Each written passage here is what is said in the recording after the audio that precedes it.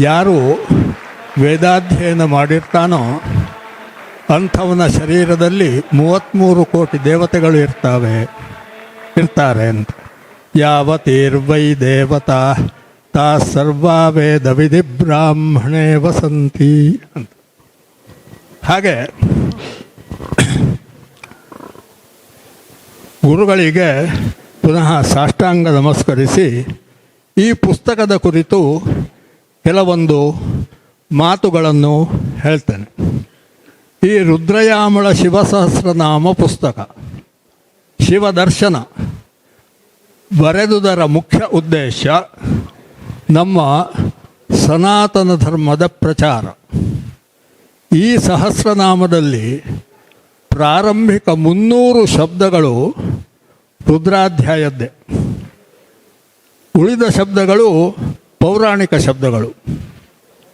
ಯಾಕಂದರೆ ಈಗಾಗಲೇ ಸಹಸ್ರನಾಮಗಳು, ಶಿವಸಹಸ್ರನಾಮ ವಿಶೇಷವಾಗಿ ಬಳಕೆಯಲ್ಲಿ ಉಂಟು. ಅದು ಪೌರಾಣಿಕ ಶಬ್ದಗಳಿಂದ ಕೂಡಿದಂಥ ಸಹಸ್ರನಾಮ. ಇದು ಹಾಗಲ್ಲ, 300 ಶಬ್ದ ರುದ್ರಾಧ್ಯಾಯದ್ದು. ಆದ್ದರಿಂದ ಕನ್ನಡ ಭಾಷೆಗೆ ಇದು ಮೊಟ್ಟ ಮೊದಲ ಗ್ರಂಥ. ರುದ್ರ ರುದಂದ್ರಾವಯತಿ, ಸಂಸಾರದ ದುಃಖಗಳನ್ನು ಹೋಗಲಾಡಿಸುವವ ಅವನೇ ರುದ್ರ ಅಂತ. ಅಥವಾ ಋತಿಂ ಶಬ್ದರೂಪಾಂ ವೇದರಾಶಿಂ ದದಾತಿ, ಶಬ್ದರೂಪವಾದ ವೇದರಾಶಿಯನ್ನು ಪ್ರಪಂಚಕ್ಕೆ ಕೊಟ್ಟವ ಅವನೇ ರುದ್ರ. ಬ್ರಹ್ಮ ವಿಷ್ಣು ಮಹೇಶ್ವರ ಈ ತ್ರಿಮೂರ್ತಿಗಳ ಭೇದ ನಮಗೆ ಮಾತ್ರ. ವಾಸ್ತವಿಕವಾಗಿ ಭಗವಂತ ಒಬ್ಬನೇ. ಅವ ಸೃಷ್ಟಿ ಸ್ಥಿತಿ ಲಯ ಈ ಕಾರ್ಯಗಳಿಗಾಗಿ 3 ರೂಪಗಳನ್ನು ತಾಳುತ್ತಾನೆ. ಅವನು ಸರ್ವವ್ಯಾಪಿ, ನಮಗೆ ಕಾಣುವುದಿಲ್ಲ. ನ ಸಂದೃಶೇ ತಿಷ್ಠತಿ ರೂಪಮಸ್ಯ ನ ಚಕ್ಷುಷಾ ಪಶ್ಯತಿ ಕಶ್ಚನೈನಂ ಹೃದಾ ಮನೀಷಾ ಮನಸಾಭಿಕ್ಲುಪ್ತಃ ನ ತಸ್ಯ ಪ್ರತಿಮಾ ಅಸ್ತಿ ಯಸ್ಯ ನಾಮ ಮಹದ್ಯಶಃ. ಹೀಗೆಲ್ಲ ಹೇಳಿದ್ದಾರೆ ಉಪನಿಷತ್ತುಗಳಲ್ಲಿ. ಅವನಿಗೆ ಸ್ವರೂಪವಿಲ್ಲ. ಅದಕ್ಕಾಗಿ ನಾವು ಏನು ಮಾಡ್ತೇವೆ ಅಂದರೆ ಕಲ್ಪಿತ ಮೂರ್ತಿಗಳನ್ನು ಇಟ್ಟುಕೊಂಡು ಪೂಜೆ ಮಾಡ್ತೇವೆ. ನಮ್ಮ ಸನಾತನ ಧರ್ಮ ಬಹಳ ವಿಶಾಲ. ಮೂರ್ತಿಗಳನ್ನಿಟ್ಟುಕೊಂಡು ಪೂಜಿಸುವುದು ಒಂದು ಕಡೆ, ಮರಗಳನ್ನು ನಾವು ಪೂಜಿಸ್ತೇವೆ, ಅಶ್ವತ್ಥಾದಿ, ಪಶುಗಳನ್ನು ಪೂಜಿಸ್ತೇವೆ, ಗೋಮಾತೆ ಇತ್ಯಾದಿ. ಅಷ್ಟು ವಿಶಾಲವಾದದ್ದು ನಮ್ಮದು. ಎಲ್ಲವರಲ್ಲಿಯೂ ಶಿವನನ್ನು ಕಾಣುವ ಒಂದು ಧರ್ಮವೇ ನಮ್ಮ ವೈದಿಕ ಧರ್ಮ. ಹಾಗಾದರೆ ಮೂರ್ತಿಗಳು ಯಾಕೆ ಅಂದರೆ ಮೂರ್ತದ ಮೂಲಕ ಅಮೂರ್ತದೆಡೆಗೆ ಸಾಗುವುದು. ಆ ಸರ್ವವ್ಯಾಪಿ ನಮಗೆ ಕಾಣಲಿಕ್ಕೆ ಸಿಕ್ಕೋದಿಲ್ಲ ಅಲ್ಲ, ಅದಕ್ಕಾಗಿ ಮೂರ್ತಿಯ ಮೂಲಕ ಹೋಗೋದು. ಉದಾಹರಣೆಗೆ ಸಿಹಿ, ಈಗಾಗಲೇ ಊಟದಲ್ಲಿ ಕೇಸರಿ ಭಾತ್ ತಿಂದಿದ್ದೀರಿ. ಸಿಹಿ ಎಂಬುದು ನೋಡಲಿಕ್ಕೆ ನಿಮಗೆ ಸಿಕ್ಕೋದಿಲ್ಲ. ಅದು ಹೇಗೆ ಸಿಕ್ತು? ಕೇಸರಿ ಭಾತಿನ ಮೂಲಕ ಸಿಕ್ತು ನಿಮಗೆ. ಆ ಸಿಹಿ ಎಂಬುದನ್ನು ಗುರುತಿಸುವುದಕ್ಕೆ ಕೇಸರಿ ಭಾತು ಮಾಧ್ಯಮವಾಯಿತು ನೋಡಿ. ಹಾಗೆ ನಿರ್ಗುಣ ನಿರಾಕಾರ ನಿರಂಜನ ಭಗವಂತನನ್ನು ನೀವು ಗುರುತಿಸಬೇಕಾದರೆ, ಅನುಭವಿಸಬೇಕಾದರೆ ಆಗ ಸಗುಣದ ಮೂಲಕ ಹೋಗಬೇಕು ಅಂತ ಶಂಕರ ಭಗವತ್ಪಾದರು ಹೇಳಿದ್ದಾರೆ. ಅದಕ್ಕಾಗಿಯೇ ನಾವೆಲ್ಲ ಮೂರ್ತಿಗಳನ್ನು ಪೂಜಿಸೋದು. ಆ ಮೂರ್ತಿಗಳಲ್ಲಿಯೂ ಇದ್ದಾನೆ. ಹೀಗೆ ಅಂದರೆ ನಾನೀಗ ಹೇಳುವಾಗ ಏನೆಂದು ಹೇಳ್ತೇನೋ ಅದು ಈ ಪುಸ್ತಕದಲ್ಲಿ ಉಂಟು. ಪುಸ್ತಕದಲ್ಲಿದ್ದದ್ದನ್ನೇ ನಾನು ನಿಮಗೆ ಹೇಳ್ತಾ ಇದ್ದೇನೆ, ಹೊಸದಾಗಿ ಹೇಳ್ತಾ ಇಲ್ಲ. ಮತ್ತು ದೇವರನ್ನು ಪೂಜಿಸುವಾಗ, ಶಿವಾರಾಧನೆ ಮಾಡುವಾಗ ತ್ರಿಕರಣ ಶುದ್ಧಿಯಿಂದ ತ್ರಿಕರಣ ಪೂರ್ವಕವಾಗಿ ಮಾಡಬೇಕು ಅಂತ. ಯಾರೂ ತಪ್ಪು ತಿಳ್ಕೊಳ್ಬೇಡಿ, ನನಗೆ ಕಂಡದ್ದನ್ನು ಹೇಳುವಂಥ ಪದ್ಧತಿ ನಂದು. ಶ್ವೇತವಾಸ ರುದ್ರಗಣ, ನೀವು ರುದ್ರಾಭಿಷೇಕಕ್ಕೆ ಕೂರುವಾಗ ಬಿಳಿ ಬಟ್ಟೆ ಹಾಕ್ಕೊಂಡು ಕೂರಬೇಕಂತೆ. ನಮ್ಮ ಊರಿನಲ್ಲೆಲ್ಲ ನೋಡಿದ್ದೇನೆ, ಮಡಿ ಅಂದರೆ ಕೆಂಪು ಬಟ್ಟೆ. ಏನೋ ಗೊತ್ತಿಲ್ಲ, ಅದಕ್ಕೇನಾದರೂ ಆಧಾರ ಇರ್ಬೋದು. ಗುರುಗಳ ಎದುರು ನಾನು ಹಾಗೆಲ್ಲ ಹೇಳಬಾರ್ದು. ಆದರೆ ಅಲ್ಲಿ ಶುಕ್ಲವಾಸ ರುದ್ರಗಣ ಅಂತ ಸಂಕಲ್ಪದಲ್ಲಿಯೇ ಉಂಟು. ಮಿತ್ತೂರು ಪುರೋಹಿತ ಸಂಸ್ಥಾನದವರು ಒಂದು ಆನ್ನಿಕ ಮಂತ್ರಗಳ ಪುಸ್ತಕ ಪ್ರಕಟಿಸಿದ್ದಾರೆ. ಅಲ್ಲಿ ಶುರುವಿಗೆ ಹಾಕಿದ್ದಾರೆ ಶುಕ್ಲವಾಸ ಸಹ ರುದ್ರಸ್ಯ ಪ್ರತಿಕೃತಿ ಕೃತ್ವ ಇತ್ಯಾದಿ ಇತ್ಯಾದಿ. ಇರಲಿ, ಈಗ ರುದ್ರ ಆರಾಧನೆ ಮಾಡುವಾಗ ತ್ರಿಕರಣ ಪೂರ್ವಕವಾಗಿ ಮಾಡಿ. ಏನು ತ್ರಿಕರಣ? ಕಾಯ ವಾಚ ಮನಸ. ಕಾಯಿಕವಾಗಿ ನೀವು ಜಲಪಾತ್ರೆಯನ್ನು ಹಿಡ್ಕೊಂಡು ಶಿವಲಿಂಗಕ್ಕೆ ಅಭಿಷೇಕ ಮಾಡ್ತೀರಿ. ವಾಚ, ಬಾಯಿಯಿಂದ ಮಂತ್ರಗಳನ್ನು, ರುದ್ರ ಮಂತ್ರಗಳನ್ನು ಹೇಳ್ತೀರಿ. ಮನಸ, ನಾನು ಒಂದಿಬ್ಬರನ್ನು ಕೇಳಿದೆ, ಮನಸ್ಸಿನಲ್ಲಿ ಏನು ಯೋಚಿಸ್ತೀರಿ ಅಂತ. ನಾವು ಶಿವಲಿಂಗವನ್ನೇ ಮನಸ್ಸಿನಲ್ಲಿ ಯೋಚಿಸ್ತೇನೆ. ಅಲ್ಲ, ನೀವು ರುದ್ರದಲ್ಲಿ ಹೇಳಿದಂಥ ಯಾವ ಅರ್ಥಾನುಸಂಧಾನ ಉಂಟೋ ಅದನ್ನು ಚಿಂತಿಸಿರಿ. ಈಗ ರುದ್ರದಲ್ಲಿ ಬರುತ್ತೆ, ನಮ ಈಧ್ರಿಯಾಯ ಚ ತಪ್ಯಾಯ ಚ, ಈಧ್ರಿಯಾಯ ಚ ಅಂತ ನೀವು ಅಭಿಷೇಕ ಮಾಡುವಾಗ ಬಾಯಿಯಿಂದ ಹೇಳುವಾಗ ಮನಸ್ಸಿನಲ್ಲಿ ಏನು ಚಿಂತಿಸಬೇಕು? ಶರತ್ಕಾಲದ ಹೆಣೆದ ಹತ್ತಿಯಂತಿರುವ ಮೋಡಗಳನ್ನು ಚಿಂತಿಸಿ ಅಲ್ಲಿದ್ದಾನೆ ಶಿವ.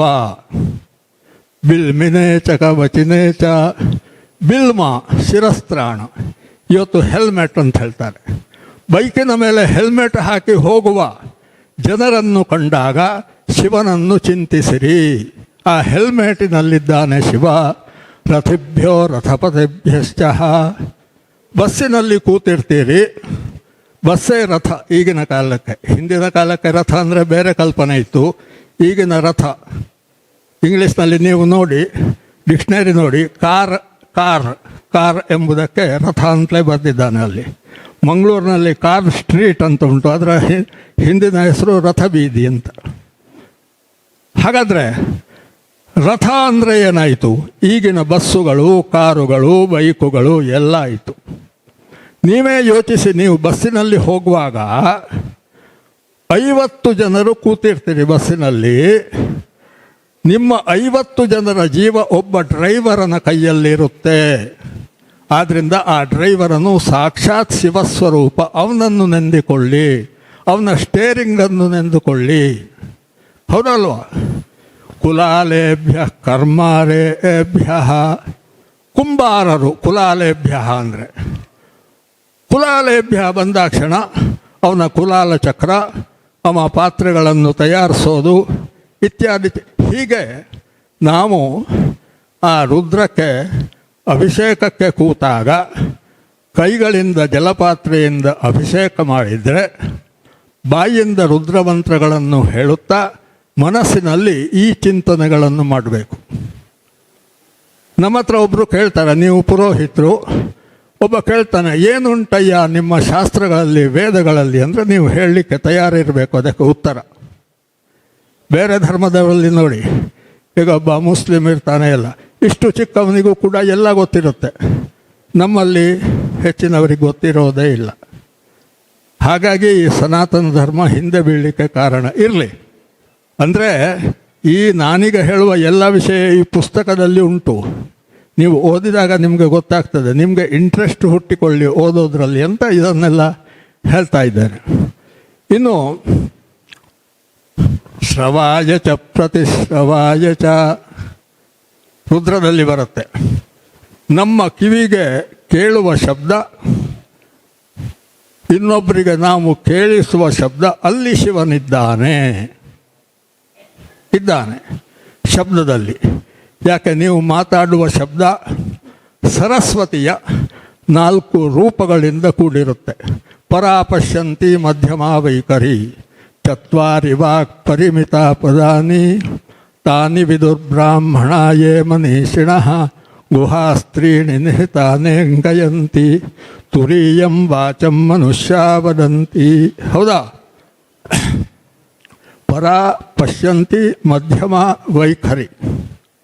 ವೈಖರಿ ನಮಗೆ ಕೇಳಿಸುವ ಶಬ್ದ, ಅದು ಸರಸ್ವತಿಯ 4 ರೂಪಗಳು. ಆದ್ದರಿಂದ ಮನುಷ್ಯನಾದವನಿಗೆ ಮಾತು ಎಂಬುದು ದೇವರ ಕೊಡುಗೆ. ಆ ಕೊಡುಗೆಯನ್ನು ಹಾಳು ಮಾಡಬೇಡಿ, ಯಾರಿಗೂ ಬೈಯಬೇಡಿ. ಬೈದಾಗ ಸರಸ್ವತಿಗೆ ಅಪಮಾನವಾಗುತ್ತೆ. ನಿಮಗೆಲ್ಲ ಗೊತ್ತುಂಟು, ಆದರೂ ಗೊತ್ತಿದ್ದದನ್ನೇ ಪುನಃ ನಾನೊಮ್ಮೆ ಪುನರುಚ್ಚಾರ ಮಾಡೋದು. ನಮ್ಮ ಸನಾತನ ಧರ್ಮದಲ್ಲಿ ಎಷ್ಟು ಅವರು ವಿಶಾಲ ಮನೋಭಾವದವರು ಅಂದರೆ, ನಿಮ್ಮ ಮನೆಯ ಹಸುಗಳಿಗೆ ಕ್ಷೇಮ ಸಿಕ್ಕಬೇಕಾದ್ರೆ ಹಸುಗಳ ಧ್ವನಿಯಲ್ಲಿಯೇ ಹೋಮ ಮಾಡಿ. ಆಯಿತಾ? ಅದಕ್ಕೆ ಒಂದು ಯಜುರ್ವೇದದ 3ನೇ ಕಾಂಡದ ಒಂದು ರಿಚಯೇ ಉಂಟು. ಹೇಳ್ತೇನೆ, ವಯಸ್ಸಾಗಿದೆ ಅಲ್ಲ, ಮರ್ತು ಹೋಗಿದೆ, ಅದಕ್ಕೆ ಮರ್ತು ಹೋಗ್ತದೆ, ಅದಕ್ಕೆ ಬರೆದು ತಂದಿದ್ದೇನೆ. ನಿಮಗೆಲ್ಲ ಗೊತ್ತಿರಬಹುದು ವೇದ ಓದಿದವರಿಗೆ. ಆಕು ಉತ್ಯಯಿತ್ವ ಕಾಮಾಯತ್ವ ಸಮೃದ್ಧೇ ಏತ್ವ ಕಿಕ್ಕಿಟಾತೆ ಮನಃ ಪ್ರಜಾಪತಯೇ ಸ್ವಾಹ ಕಿಕ್ಕಿಟಾತೆ ಪ್ರಾಣಂ ವಾಯವೇ ಸ್ವಾಹ ಕಿಕ್ಕಿಟಾತೆ ಚಕ್ಷುಸೂರ್ಯಾಯ ಸ್ವಾಹ ಕಿಕ್ಕಿಟಾತೆ ಶ್ರೋತ್ರಂ ದ್ಯಾವಾ ಪೃಥಿವೀಭ್ಯಾಗ ಸ್ವಾಹ ಕಿಕ್ಕಿಟಾತೆ ವಾಚಗಂ ಸರಸ್ವತ್ಯೈ ಸ್ವಾಹ. ನಿಮ್ಮ ಹಸುಗಳು ಕಿಕ್ಕಿಟ, ಕಿಕ್ಕಿಟ ಅಂದರೆ ಹಸುವಿನ ಕೂಗುವಿಕೆ. ಕಿಕ್ಕಿಟ ಕಾರಂಜುಹೋತಿ. ನೀವು ನಿಮ್ಮ ಹಸುವಿನ ಆರೋಗ್ಯಕ್ಕಾಗಿ ಅವುಗಳ ಧ್ವನಿಯನ್ನು ಅನುಕರಿಸಿ ಪೂಜೆ ಮಾಡಿ. ಹಸು ಏನು ಹೇಳ್ತದೆ? ಅಂಬೆ ಅಂತ ಹೇಳ್ತದೆ. ಅಂಬೆ ಬೃಹಸ್ಪತಯೇ ಸ್ವಾಹ. ನೋಡಿ, ಗೋವಳರು ಗೋವನ್ನು ಹೇಗೆ ಕರೀತಾರೆ, ಆ ಧ್ವನಿಗಳನ್ನು ಇದು ಹೋಮ ಮಾಡಿ. ಚಿಕ್ಕ ಮಗು ಇರುತ್ತೆ ನಿಮ್ಮ ಮನೆಯಲ್ಲಿ, ಆ ಮಗುವಿಗೆ ಕ್ಷೇಮ ಸಿಕ್ಕಬೇಕು. ಆಗ ವೇದ ಏನು ಹೇಳುತ್ತೆ? ಆ ಮಗುವನ್ನು ತಾಯಿಯು ಜೋಕಾಲಿ ಹಾಡಿ ಏನು ಸುಮ್ಮನಾಗಿಸುತ್ತಾಳೋ, ಪ್ರೀತಿ ಮಾಡ್ತಾಳೋ, ಆ ಧ್ವನಿಗಳಿಂದ ಹೋಮ ಮಾಡು. ಈಗ ಉದಾಹರಣೆಗೆ ಒಂದು ಹೇಳ್ತೇನೆ. 7 ಬೇಗನೆ ಮಗುವೆ, 7 ಮುದ್ದಿನ ಕಣಿಯೇ, 7 ಹಾಸಿಗೆಯಿಂದ ನನ್ನ ಕಣ್ಮಣಿಯೇ. ನಾವು ಚಿಕ್ಕದಿರುವಾಗ, ಇವತ್ತಿಗೆ 84 ವರ್ಷದ ಹಿಂದೆ ನಮ್ಮ ಅಮ್ಮ ಹೇಳ್ತಿದ್ದ ಜೋಗುಳ ಇದು. ನಿಮಗೂ ಒಮ್ಮೆ ಹೇಳಿಬಿಟ್ಟೆ. ಹಾಗಾದರೆ ಏನು ಮಾಡಬೇಕಮ್ಮ? 7 ಮಗುವೆ ಸ್ವಾಹ, 7 ಮುದ್ದಿನ ಕಣಿಯೇ ಸ್ವಾಹ, 7 ಹಾಸಿಗೆಯಿಂದ ಸ್ವಾಹ ಹೇಳ್ದ ಹಾಗಾಗಲಿದು. ನಾನು ಕೈಯಿಂದ ಹೇಳ್ತಾ ಇಲ್ಲ ಸ್ವಾಮಿ, ಸಾಯಣರು ಯಜುರ್ವೇದ ಭಾಷ್ಯದಲ್ಲಿ ಬರೆದಿದ್ದಾರೆ. ನೀವು 3ನೇ ಕಾಂಡದ ಭಾಷ್ಯ ತೆಗೆದು ನೋಡಿ. ಯಾಕೆ ಇದನ್ನೆಲ್ಲ ಹೇಳಿದೆ ಅಂದರೆ, ನಾವು ಭಗವಂತನನ್ನು ಹೊರಗಡೆ ಕಾಣಬೇಕು. ಮಂದಿರ ನಮಗೊಂದು ಆಲಂಬನ, ಆಧಾರ. ಭಗವಂತನನ್ನು ಹೊರಗೆ ಕಾಣಿ. ನೀವು ರುದ್ರಾಧ್ಯಾಯವನ್ನು ಓದಿದರೆ ಇಡೀ ಒಂದು ಸಮೃದ್ಧವಾದ ಪ್ರಜಾಪ್ರಭುತ್ವ ಸಂಪನ್ನ ಗಣರಾಷ್ಟ್ರದ ಕಲ್ಪನೆ ಅಲ್ಲಿ ಸಿಗುತ್ತೆ. ರುದ್ರ ಎಂದರೆ ರಾಮರಾಜ್ಯದ ಕಲ್ಪನೆ. ರುದ್ರ ನಿಮ್ಗೆ ಆಶ್ಚರ್ಯ ಆಗ್ಬೋದು, ರುದ್ರದಲ್ಲಿ ಹಾಗಿಲ್ಲ ಅಂತ. ಉಂಟು. ಸಭಾಭ್ಯ ಸಭಾಪತಿಭ್ಯ, ವಿಧಾನಸಭೆಗಳು ಹೇಗಿರಬೇಕು, ಅಲ್ಲಿ ನಿರ್ಣಯಗಳು ಹೇಗಿರಬೇಕು, ಅಲ್ಲಿಯ ಸಭಾಪತಿ ಹೇಗಿರಬೇಕು ಅಂತ ರುದ್ರದಲ್ಲಿಯೇ ಸಂಕೇತ ಕೊಡ್ತಾನೆ ಅವ. ಉಂಟಲ್ಲಿ, ನಾವು ತಿಳ್ಕೊಳ್ಳಿಲ್ಲ. ಹಿಂದೊಮ್ಮೆ ಪೂಜ್ಯ ಗುರುಗಳು ವಿಷ್ಣು ಸಹಸ್ರನಾಮದ ಉದ್ಘಾಟನೆ ಮಾಡುವಾಗ ಒಂದು ಉದಾಹರಣೆ ಕೊಟ್ಟಿದ್ದರು. ಅದನ್ನು ನಾನೀಗ ಹೇಳ್ತಾ ಇದ್ದೇನೆ. ಈ ಸೌಟು ಪಾಯಸದಲ್ಲಿಯೇ ಇರ್ತದೆ, ಆದರೆ ಆ ಪಾಯಸಕ್ಕೆ, ಆ ಸೌಟಿಗೆ ಪಾಯಸದ ರುಚಿ ಗೊತ್ತಿರೋದಿಲ್ಲ ಅಂತ. ಹಾಗಾಗಿದೆ ನಮ್ಮದೆಲ್ಲ. ನಾವೊಂದಷ್ಟು ಬಾಯಿಪಾಠ ಕಲಿತೇವೆ, ಪೌರೋಹಿತ್ಯ ಇತ್ಯಾದಿ ಮಾಡ್ತೇವೆ, ಆಯಿತು, ಅಷ್ಟಲ್ಲೇ ಸಫಲತೆ ಅಲ್ಲ. ಅರ್ಥ ತಿಳಿದು ಮಾಡಿ, ಆಗ ತ್ರಿಕರಣ ಶುದ್ಧಿಯಿಂದ ನೀವು ಇದು ಪೂಜನವನ್ನು ಮಾಡಿದ ಹಾಗಾಯಿತು. ಯಾಕಂದರೆ ರುದ್ರದಲ್ಲಿ ಹೇಳ್ತಾನೆ, ಶಂಕರಾಯ ಚ ಮಯಸ್ಕರಾಯ ಚ.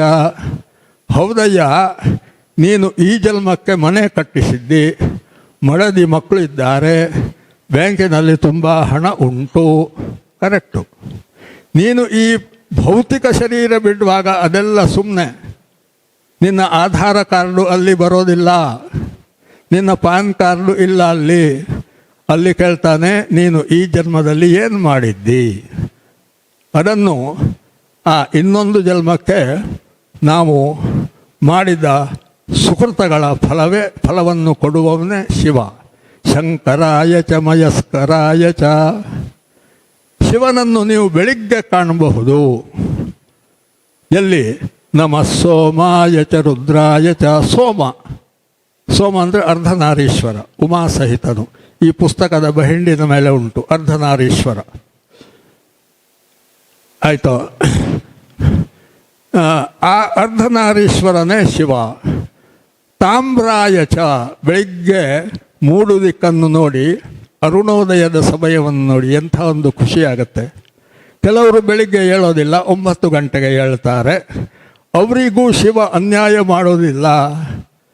ಗುಲಾಬಿ ಬಣ್ಣದಿಂದ ಕಾಣ್ತಾರೆ. ತಾಮ್ರಾಯ ಚ ಅರುಣಾಯ ಚ. ಅರುಣನಾಗಿ ಕಾಣ್ತಾನೆ ಆಮೇಲೆ 9 ಗಂಟೆಗೆ ಹೇಳುವವರಿಗೆ. ಅವ ಯಾರಿಗೂ ಮೋಸ ಮಾಡೋದಿಲ್ಲ. ಹಾಗೆ ರುದ್ರಾಧ್ಯಾಯದ ಒಂದೊಂದು ಶಬ್ದಕ್ಕೂ ವಿಸ್ತಾರವಾದ ಅರ್ಥವಿದೆ. ಆಯಿತಾ?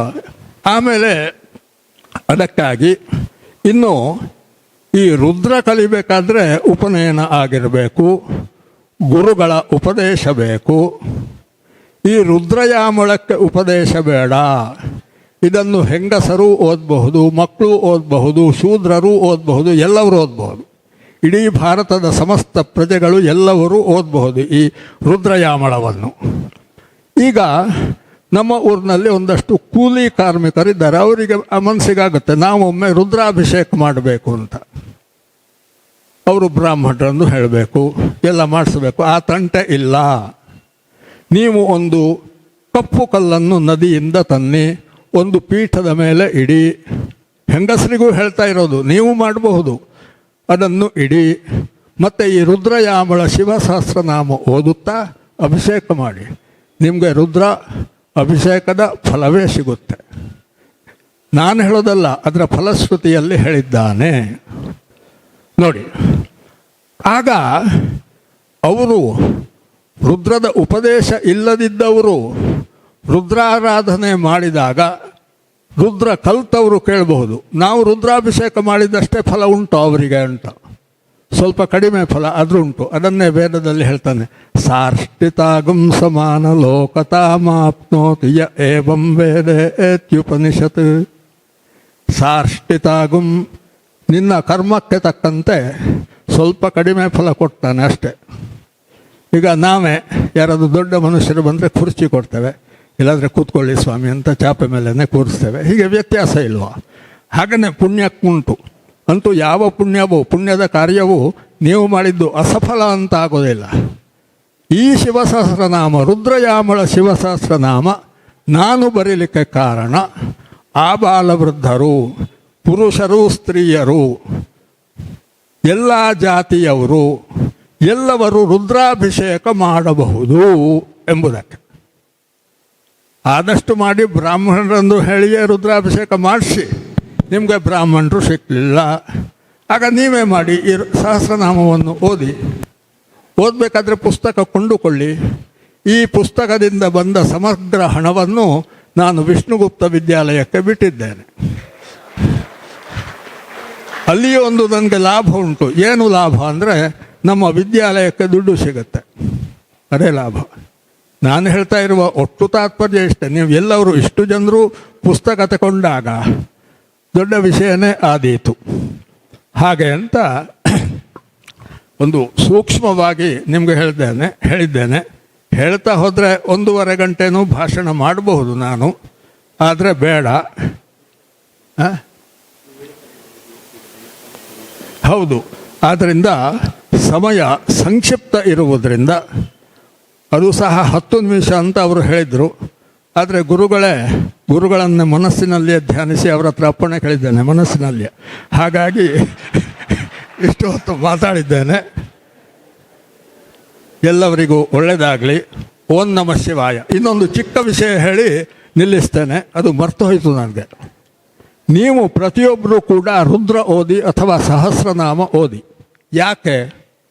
ನಿಮ್ಮ ಶರೀರದಲ್ಲಿ 24 ತತ್ವಗಳು ಉಂಟು.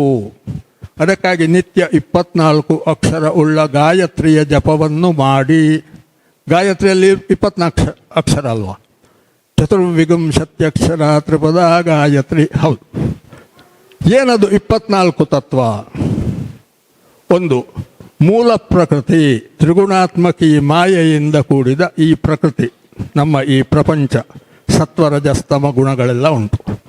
ಮಹತ್, ಭಗವಂತ ನಮ್ಮ ಒಳಗಿದ್ದಾನೆ ಅಂತರಾತ್ಮನಾಗಿ. ಮಮೈವಾಂಶೋ ಜೀವಲೋಕೆ ಜೀವಭೂತ ಸನಾತನಃ ಮನಶ್ಚಷ್ಟಾನೇಂದ್ರಿಯಾಣಿ ಪ್ರಕೃತಿಸ್ಥಾನಿ ಕರ್ಷತಿ, ಭಗವದ್ಗೀತೆಯಲ್ಲಿ ಹೇಳ್ತಾನೆ. ಮಹತ್. ಅಹಂಕಾರ ನೋಡಿ, ಪ್ರತಿಯೊಬ್ಬರಿಗೂ ಅಹಂಕಾರ ಬೇಕು. ದುರಹಂಕಾರ ಅಲ್ಲ, ಒಳ್ಳೆ ಅಹಂಕಾರ, ಅಸ್ಮಿತೆ. ಅಯೋಧ್ಯೆಯಲ್ಲಿ ರಾಮ ಮಂದಿರ ಆಯಿತು, ನಾವು ಹೆಮ್ಮೆ ಪಡಬೇಕು. ನಮ್ಮ ಗುರುಗಳು ಹೋದರು ಅಲ್ಲಿಗೆ, ನಾವು ಹೆಮ್ಮೆ ಪಡೋಣ. ನಮಗೆ ಹೋಗ್ಲಿಕ್ಕಾಗಲಿಲ್ಲ, ಗುರುಗಳಾದರೂ ಹೋಗಿದ್ದಾರೆ ಅಂತ. ನಿಜವಾಗಿ ನಾವು ಟಿ ವಿಯಲ್ಲೆಲ್ಲ ನೋಡಿದ್ದೇವೆ ಗುರುಗಳು ಅಲ್ಲಿಗೆ ಹೋಗಿದ್ದು. ಅದು ನಮಗೆ ಹೆಮ್ಮೆ, ಅವರು ಹೋದರು ಎಂಬುದೇ ಹೆಮ್ಮೆ. ಅದು ಅಂಥ ಒಂದು ಹೆಮ್ಮೆ ಉಂಟಲ್ಲ, ಅದೇ ಅಹಂಕಾರ. ಅದನ್ನೇ ಅಸ್ಮಿತೆ ಅಂತ ಹೇಳ್ತಾರೆ. ಅಯೋಧ್ಯೆಯ ರಾಮ ಮಂದಿರ ನಮ್ಮ ಅಸ್ಮಿತೆ. ನಮ್ಮ ತಂದೆ ತಾಯಿಗಳು, ನಮ್ಮ ಊರು, ನಮ್ಮ ರಾಷ್ಟ್ರ, ನಮ್ಮ ರಾಷ್ಟ್ರದ ಮುಖ್ಯಸ್ಥರು ನಮ್ಮ ಅಸ್ಮಿತೆ. ನಾವು ಎಲ್ಲಿಗೆ ಹೋದರೂ ಹೇಳ್ತೇವೆ ನಮ್ಮ ರಾಷ್ಟ್ರ ಋಷಿಮುನಿಗಳ ರಾಷ್ಟ್ರ, ವೇದಗಳ ಭೂಮಿ, ತಪೋಭೂಮಿ ಇತ್ಯಾದಿ ಇತ್ಯಾದಿ. ಅಸ್ಮಿತೆ. 3 ಆಯ್ತಾ? 4 ತನ್ಮಾತ್ರೆಗಳು, ರೂಪರಸ ಶಬ್ದ ಸ್ಪರ್ಶ ಗಂಧ. ಈ ತನ್ಮಾತ್ರೆಗಳು ಅಷ್ಟೊತ್ತಿಗೆ ಎಷ್ಟಾಯಿತು? 8 ಆಯಿತಾ? ಮತ್ತು 5 ಜ್ಞಾನೇಂದ್ರಿಯಗಳು, 5 ಕರ್ಮೇಂದ್ರಿಯಗಳು, ಒಟ್ಟಿಗೆ 10, 18 ಆಯಿತಾ? ಮಹಾಭೂತಗಳು 5, ಪೃಥಿವ್ಯಪ್ತೋ ತೇಜೋವಾಯುರಾಕಾಶ, ಅಲ್ಲಿಗೆ 23 ಆಯಿತಾ? ಮತ್ತೆ ಮನಸ್ಸು 24 ಆಯಿತು. ಇದು ನಿಮ್ಮ ಪ್ರತಿಯೊಬ್ಬರ ಶರೀರದಲ್ಲಿಯೂ ಉಂಟು. ಇವು ನೀವು ಕೊನೆ ಉಸಿರು ಎಳೆಯುವವರೆಗೂ ಊರ್ಜಿತವಾಗಿರಬೇಕು, ಆಗಲೇ ನಿಮ್ಮ ಜೀವನ ಸಾರ್ಥಕ. 24 ಆಯಿತು ತತ್ವಗಳು. ಅದಕ್ಕಾಗಿ 24 ಅಕ್ಷರವುಳ್ಳ ಗಾಯತ್ರಿಯನ್ನು ನಿತ್ಯವೂ ಧ್ಯಾನ ಮಾಡಿ, ಜಪಿಸಿ, ಮತ್ತು ಆದಷ್ಟು ಮಾಡಿ ನಮ್ಮ ವೈದಿಕ ಪರಂಪರೆಯ ಈ ಮಂತ್ರಭಾಗ ಇತ್ಯಾದಿಗಳನ್ನು ಕಲಿಯಿರಿ. ಈ ಪುಸ್ತಕವನ್ನು ಕೊಂಡುಕೊಂಡು ಓದಿ. ಇದು ನಾವು ಮಾಡಬೇಕಾದ್ದು ಮುಖ್ಯವಾಗಿ. ನಾನು ಆಗಲೇ ಹೇಳಿದೆ, ಇನ್ನೊಂದು ಜನ್ಮಕ್ಕೂ ಸ್ವಲ್ಪ ಮಾಡಿ ಇಡಿ ಅಂತ. ಆ ಇನ್ನೊಂದು ಜನ್ಮಕ್ಕೂ ಸ್ವಲ್ಪ ಮಾಡಿ ಇಡಿ ಎಂಬುದನ್ನು ತಿಳಿಸುವುದಕ್ಕಾಗಿ ಈ ಪುಸ್ತಕ ಬರೆದಿದ್ದೇನೆ. ಆದ್ದರಿಂದ ನನ್ನ ಮಾತನ್ನು ಇಷ್ಟರವರೆಗೆ ಕೇಳಿದವರಿಗೆ ಎಲ್ಲವರನ್ನು ವಂದಿಸಿ, ಗುರುಗಳಿಗೆ ಸಾಷ್ಟಾಂಗ ನಮಸ್ಕರಿಸಿ ನನ್ನ ಮಾತುಗಳನ್ನು ಮುಗಿಸುತ್ತೇನೆ.